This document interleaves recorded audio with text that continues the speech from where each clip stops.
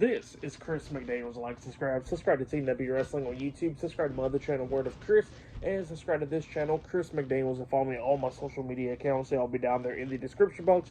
And I'm here to do my AEW Dynamite July 30th, 2025 reviews. So here we're going to be discussing about tonight's episode of AEW Dynamite, where we kick off the show with a great video package of the feud between Jon Moxley and Adam Page. That was pretty cool because later on tonight they're going to be in the main event where Adam Page will be defending the AEW World Heavyweight Championship up against Jon Moxley with everyone banned from ringside. So yeah, that's what's going on there. That's the main event later on tonight on Dynamite.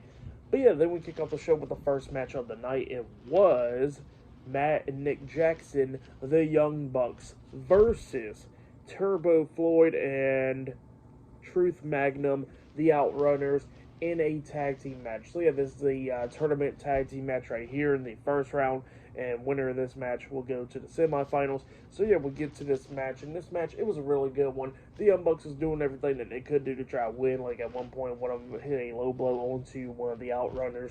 They kept on pushing the referee pushed one of them down, and the Outrunners almost picked up the win a couple of times by rolling up the Young Bucks.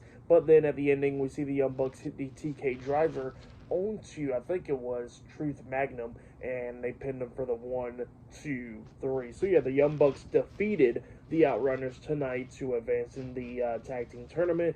That's why there, pretty good match. But then after the match ended, we see the AEW Unified Champion Kazuchika Okada coming out there, and he helps the Young Bucks, and they all three start attacking the Outrunners up until Swerve Strickland and Prince Nana comes out there, and we see the Outrunners taking out the Young Bucks, knocking them over the top rope, and then Swerve gets into the ring, and they all three start beating down Okada, laying him out, and then he was going to hit the house call onto Okada, but then the Young Bucks drags Okada out the ring, and then Swerve climbs up the top turnbuckle, jumping off with the Swerve Stomp onto the Elite, taking all three of them out. So yeah, that's what happened there.